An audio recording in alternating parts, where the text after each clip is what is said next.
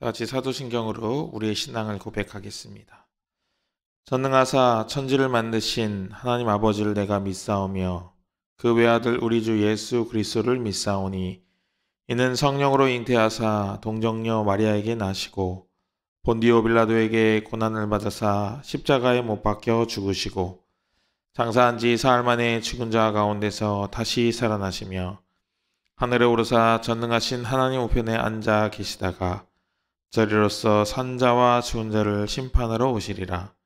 성령을 믿사오며 거룩한 공예와 성도가 서로 교통하는 것과 죄를 사하여 주시는 것과 몸이 다시 사는 것과 영원히 사는 것을 믿사옵나이다. 아멘. 찬송가는 353장입니다. 353장. 353장입니다. 가사를 먼저 같이 읽어보겠습니다. 십자가 군병되어서 예수를 따를 때 무서워하는 마음으로 주 모른 채 할까? 나의 주 그리스도 나를 속량했으니 나 십자가를 벗은 후 저 면류관 쓰리. 뭇 성도 피를 흘리며 큰 싸움 하는데 나 어찌 편히 누워서 상 받기 바랄까? 나의 주 그리스도 나를 속량했으니 나 십자가를 벗은 후 저 면류관 쓰리. 이 죄악 많은 세상에 수많은 원수들 날 유혹하고 해치나 내 주만 따르리. 나의 주 그리스도 나를 속량했으니 나 십자가를 벗은 후 저 면류관 쓰리. 나 면류관을 쓰려고 몸 바쳐 싸울 때 주 내게 용기 주시사 이기게 하시네. 나의 주 그리스도 나를 속량했으니 나 십자가를 벗은 후 저 면류관 쓰리. 승리의 그날 이르러 십자가 군병들 개가를 불러 영광을 주님께 돌리리. 나의 주 그리스도 나를 속량했으니 나 십자가를 벗은 후 저 면류관 쓰리. 아멘. 이 찬양으로 하나님께 영광 돌리겠습니다.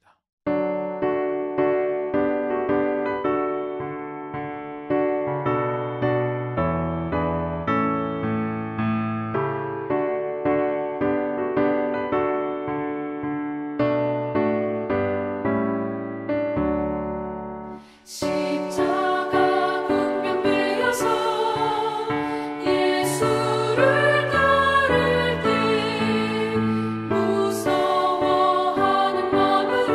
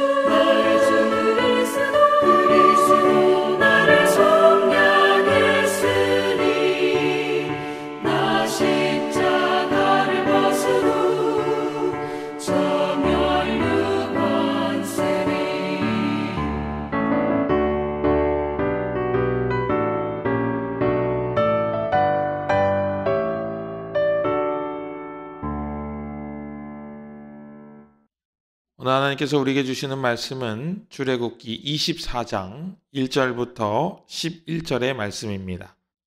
출애굽기 24장 1절에서 11절까지의 말씀 제가 봉독하겠습니다.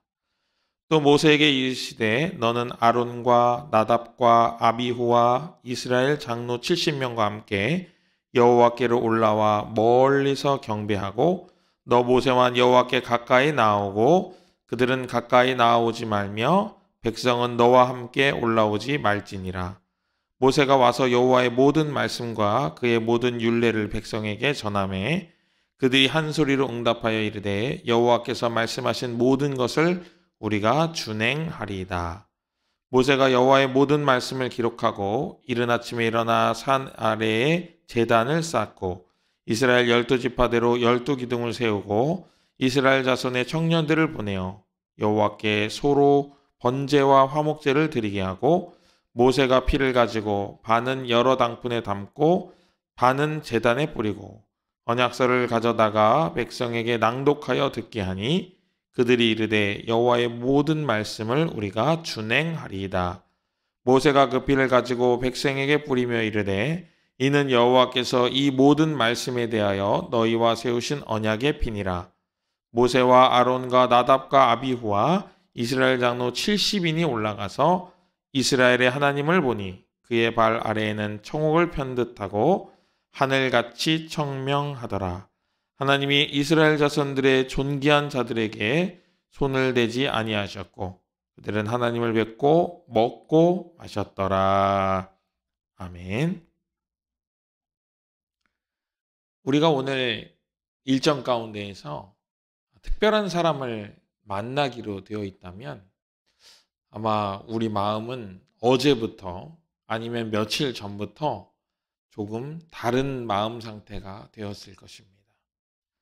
우리에게 중요한 영향을 끼친 어떤 사람을 우리가 만난다고 하는 것은 굉장히 중요한 사건이죠. 그 사건에 우리는 굉장히 기대감이 있고 또한 그런 여러 가지 추억과 기억들을 회상하며 그 시간을 기대하고 기다릴 것입니다. 그런 마음가짐이 우리 안에는 있는 것이죠. 그런데 놀랍게도 모든 인간은 어떤 상황에 굉장히 빠르게 적응을 하는 것을 보여줍니다. 그렇게 두근거리고 가슴 떨리는 나에게 영향을 끼쳤던 그 사람을 만나는 일이 만약에 계속 반복된다면 우리의 마음은 또 어떻게 달라질까요? 아마도 조금 다른 모양으로 변하게 되지 않을까? 아니면 조금 두근거리는 마음이 내려가지 않을까? 그런 생각이 듭니다. 우리가 결혼을 하기도 하고 또 연애를 하기도 합니다마는 그 사랑하는 사람을 만날 때 그런 기분이었잖아요. 그런데 그 기분이 평생 이어지는 것은 아닌 것처럼 우리의 마음이 조금씩 시간이 가면서 바뀌기도 하고 또 그러는 과정에 여러 가지 사건들 때문에 다시 그 마음을 회복하기도 하는 그런 시간들이 우리에게는 주어지는 것이 사실입니다. 그런데 우리가 이러한 경험에 비추어서 우리의 예배를 한번 생각해 본다면 우리는 예배에 대하여 어떻게 말할 수 있을까요? 하나님을 만나는 일이 처음에는 굉장히 특별한 일이었지만 그것이 반복되면서 그 의미가 퇴색되어 버린 것은 아닌지 또는 내가 그 일을 하지 않으면은 오히려 어색해져서 그 일을 하게 된 것은 아닌지 그 예배라고 하는 그것을 통해서 내가 얼마나 내 삶 가운데 의미 부여를 하고 있는지 그런 것들을 한번 점검해 보면 좋겠다라는 생각을 하게 되었습니다. 우리 4절 말씀 같이 한번 읽어볼까요? 4절 말씀입니다. 모세가 여호와의 모든 말씀을 기록하고 이른 아침에 일어나 산 아래에 제단을 쌓고 이스라엘 12지파대로 12기둥을 세우고. 아멘. 모세가 여호와의 말씀을 기록하고 아침에 일어나서 제단을 쌓도록 합니다. 지금 우리로 얘기하면 이제 새벽 기도 제단을 쌓는 거죠. 그런데 그 새벽기도 제단을 쌓으면서 의미 있는 행동을 하는 거예요. 뭐냐면 12지파대로 기둥을 세우는 겁니다. 그 기둥을 세우면서 어떤 생각을 했을까요?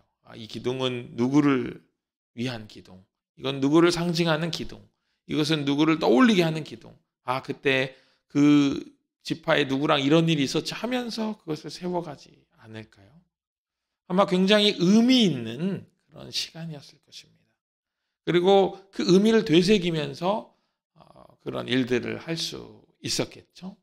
우리도 예배에 이런 것들을 좀 접목할 수 있으면 얼마나 좋을까, 그런 생각을 하게 되었습니다. 또 이어서 5절을 같이 한번 읽어보겠습니다. 5절.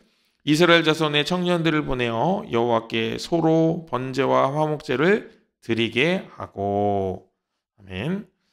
청년들을 보냈다 하는 것입니다. 청년들을 보내서 소로 화목제물과 여러 가지 제사의 의미를 담아서 제사를 드렸다는 거예요. 청년들이 그 의미를 알았다는 겁니다. 제가 여러분들에게 오늘 말씀드리고자 하는 부분이 바로 이 부분입니다. 우리가 예배의 의미를 부여하고 예배가 특별한 기억이 되도록 만들어가고 우리의 예배가 그날 그 주 그 예배가 나에게 특별한 예배가 되었다면 그것을 우리의 다음 세대들도 똑같이 느낄 수 있도록 전달을 해 주어야 한다 하는 것입니다. 오늘 이스라엘 백성들의 자손의 청년들은 모세의 명령에 따라서 그 제사를 드렸지만 그 제사의 의미를 알고 있었던 거예요. 서로 번제를 드리고 화목제를 드리는 그것을 통해서 자신들이 지금 드리고 있는 예배의 의미를 분명히 알았던 거예요. 그냥 매주 반복되는 같은 형식의 예배가 아니라 그 예배를 채워가는 그 예배의 요소들 속에서 의미를 부여하고 거기서 자신을 발견하고 거기서 또 자신을 사랑하시는 하나님을 찾아내는 그런 놀라운 일들이 우리 청년들 가운데 있었다는 것입니다.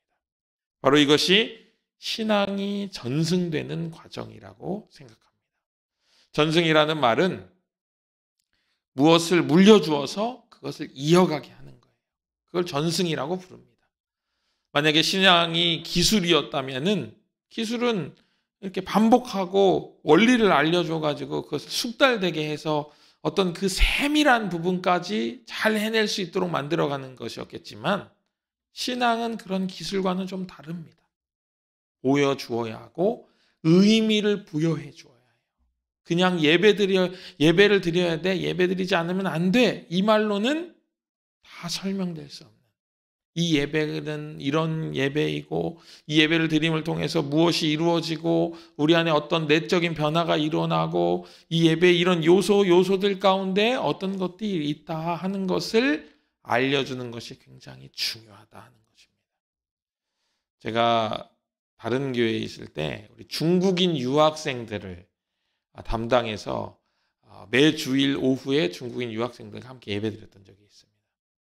그러다가 이 유학생들이 원래는 이제 중국은 뭐 기독교 그런 배경이 아니잖아요. 그래서 잘 모르지만 굉장히 교회가 좋고 따뜻하고 그래서 이제 교회를 오기 시작하고 또 유학생활이 힘들고 하니까 의지할 곳을 찾다가 이제 신앙생활을 시작하게 되었는데 그러다 어느 날 제가 예배 요소들에 대해서 좀 알려줘야 되겠다 하고 설교를 그런 방향으로 준비를 해서 왜 이런 찬양을 드리는지 이 찬양에 어떤 의미가 있는지 또 말씀을 읽는 것이 어떤 의미가 있는지 봉독이라는 것은 왜 하는 건지 그리고 찬양을 부를 때 손을 드는 건 어떤 의미가 있는지 또 그 말씀을 이렇게 설교를 한다는 것은 어떤 의미가 있는지 또 축도를 한다는 것은 어떤 의미가 있는지 이런 것들을 쭉 설명을 했습니다. 그랬더니 그 유학생들이 너무너무나도 중요한 것을 깨닫게 되었다 이렇게 얘기하는 것을 들은 적이 있습니다. 우리 자녀들에게도 그런 시간이 필요할 것 같습니다. 예배를 설명하고 예배의 의미를 내가 부여하는 의미, 내가 부모로서, 엄마로서, 아빠로서, 할머니로서, 할아버지로서 내가 이 예배를 통하여 어떤 그 순서에서 느끼는 그런 것들을 우리 자녀들에게 전수해 줄 필요가 있을 것 같습니다. 그걸 통해서 알게 되고 깨닫게 되는 것이죠. 또한 그걸 통해서 나도 이런 의미를 부여하겠다 하고 결심할 수도 있을 것입니다. 이렇게 전순된 신앙은 청년들 안에서 살아있게 될 것입니다. 그리고 그것을 통해서 어려운 시간에 우리 청년들을 또 우리의 자녀들을 지탱해주는 놀라운 역할을 하게 될 것입니다. 그것이 바로 우리가 이 땅에 부름받은 또 하나의 이유가 아닐까 그런 생각을 해보게 되었습니다. 우리 6절과 7절도 같이 한번 읽어보겠습니다. 6절과 7절. 모세가 피를 가지고 반은 여러 양푼에 담고 반은 제단에 뿌리고 언약서를 가져다가 백성에게 낭독하여 듣게 하니 그들이 이르되 여호와의 모든 말씀을 우리가 준행하리이다. 아멘. 모세가 피를 제단에 뿌리고 언약서를 낭독하게 합니다. 놀라운 것은 그 언약서를 낭독했을 때 그 언약서를 저희가 다 지키겠습니다 하고 결심을 선포하는 것입니다. 그 언약서가 무슨 의미를 가지는지 백성들이 다 알고 있었다는 거예요. 그 백성들 중에는 남녀노소가 다 있었을 텐데도 불구하고 그런 것들을 알았다는 것은 제가 방금 설명드린 것처럼 그런 예배의 의미들 또 약속의 의미들을 부모들이 자녀들에게 충분히 설명하고 제사는 왜 이렇게 드리는지 이런 것은 왜 이렇게 하는지 그것을 충분히 다 공유하고 있었다는 것을 알게 됩니다. 우리 이어서 8절도 같이 한번 읽어보겠습니다. 모세가 그 피를 가지고 백성에게 뿌리며 이르되 이는 여호와께서 이 모든 말씀에 대하여 너희와 세우신 언약의 피니라. 아멘. 모세가 제단에 뿌린 피를 이제 백성들에게 뿌립니다. 그리고 이것을 언약의 피라고 이야기합니다. 그 말은 뭘까요? 고대 시대에는 이 약속이라는 것은 생명을 건 약속이었습니다. 아브라함과 하나님이 약속을 체결하실 때, 언약을 체결하실 때 동물들을 다 쪼개놓고 반으로 쪼개놓고 그 사이를 지나가게 하시잖아요. 그 약속의 의미는 뭐냐면은 네가 약속을 깨면 이 동물들은 쪼개질 거다 하는 것을 전제하고 약속에 참여하라고 이야기하는 것과 같아요. 피를 뿌린다는 것도 마찬가지죠. 피를 흘릴 각오로 약속에 임하라는 그런 어떤 엄중한 부름인 것이죠. 백성들이 그 피를 뿌렸을 때도 또 모세가 그 피를 뿌렸을 때 백성들이 그런 것들을 다 알고 있었던 거예요. 다 그런 것들을 경험한 것입니다. 생명을 걸고 지금 약속을 하고 있고 하나님이 우리에게 생명을 걸고 약속을 해오고 계시다는 것을 알고 있을 뿐만 아니라 우리가 그 약속에 참여함이 바로 생명을 건 약속에 참여함이라는 것을 알고 있었다는 거예요. 사랑하는 여러분, 우리가 드리는 예배가 이렇게 생명을 건 약속이 되어야만 하는 것입니다. 생명을 건 예배가 되어야만 하는 것입니다. 이 예배가 없으면, 이 기도가 없으면, 이 말씀이 없으면 내가 한 주를 살아갈 수 없을지도 모른다라고 하는 간절함이 그 안에 배어 있는 것입니다.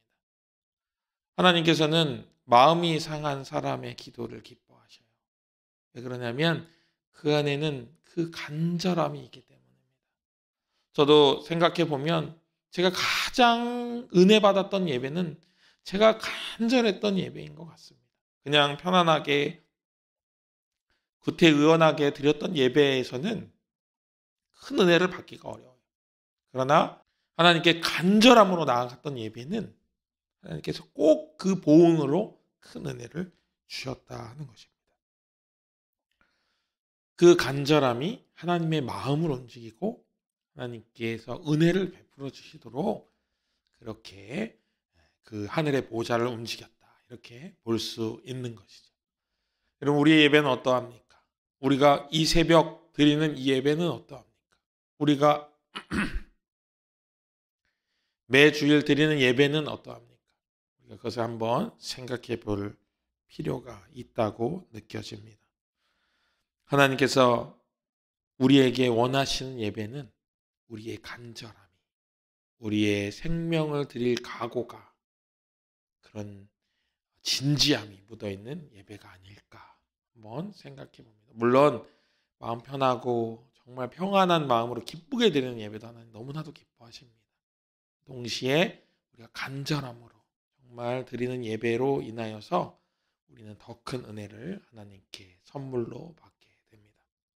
오늘을 살아가실 때 말씀 없이는, 기도 없이는, 하나님 없이는 살 수 없다는 귀한 믿음으로 모든 상황 가운데에서 믿음으로 승리하게 되시기를 간절히 축복합니다. 더불어 그 간절함이 우리의 다음 세대들에게, 우리의 차세대들에게 이어져서 전승되어서 연결되어서 또 그 다음 세대들이 그 다음 세대들에게 믿음을 이어줄 수 있는 그런 놀라운 신앙의 전승이 되고 언약을 지켜 하나님께 칭찬받는 세대로 아름답게 세워져가는 우리 이 땅의 다음 세대들 그리고 우리 속한 모든 재단이 되기를 다시 한번 주님의 이름으로 간절히 축복합니다. 기도하겠습니다. 놀라우신 아버지 하나님, 우리에게 믿음을 허락하시고 그 믿음으로 우리가 살아갈 수 있도록 인도하여 주시니 감사합니다. 우리만 그 믿음을 향유하지 아니하도록 인도하시고 그 믿음을 다음 세대들에게 전승하며 그 믿음으로 나아가게 하여 주시옵시고 특별히 우리의 모든 예배 가운데 함께 하시는 하나님으로 인하여 모든 예배가 의미가 분명하고 또한 그 의미가 우리에게 진중하게 다가오는 그런 무게 있는 예배가 또한 될 수 있도록 인도하여 주옵소서. 자유와 해방으로 인하여 기뻐드리는 감사의 예배도 드리게 하시고 또한 눈물과 슬픔으로 정말 너무나도 상한 마음으로 드리는 그 간절함의 예배도 드리게 하시고 인생의 모든 일들과 그런 인생의 모든 상황들로 인하여서 하나님께 더욱 가까이 나아가는 귀하고 복된 우리의 삶이 될 수 있도록 우리를 인도하여 주옵소서. 우리를 구원하시고 우리의 예배를 기뻐 받아주시며 우리를 더욱 풍성한 은혜로 인도하시는 예수 그리스도 이름으로 간절히 기도합니다. 아멘. 하늘에 계신 우리 아버지여, 이름이 거룩히 여김을 받으시오며 나라의 임하옵시며 뜻이 하늘에서 이룬 것 같이 땅에서도 이루어지이다. 오늘날 우리에게 일용할 양식을 주옵시고 우리가 우리에게 죄 지은 자를 사하여 준 것 같이 우리 죄를 사하여 주옵시고 우리를 시험에 들게 하지 마옵시고 다만 악에서 구하옵소서. 대개 나라와 권세와 영광이 아버지께 영원히 있사옵나이다.